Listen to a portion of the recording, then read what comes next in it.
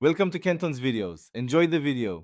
In this video, I will explain how to make apple pie tasty. First, let's talk about selecting the best ingredients. For an amazing pie, choose a blend of 2 or 3 apple varieties, like Granny Smith for tartness and Honeycrisp for sweetness.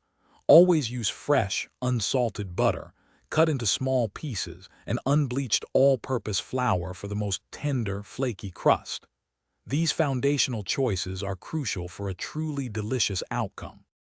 Now let's create that irresistible filling. Slice your chosen apples uniformly, about 1/4 inch thick, to ensure they cook evenly. Toss them with a generous half cup of brown sugar, 1 teaspoon of ground cinnamon, and a small pinch of nutmeg for warmth. A tablespoon of fresh lemon juice brightens the flavors and prevents browning. Finally, mix in 2 tablespoons of cornstarch or flour to thicken the juices perfectly as it bakes.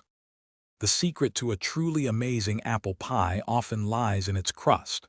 To achieve that perfect flakiness, always use very cold butter and ice water.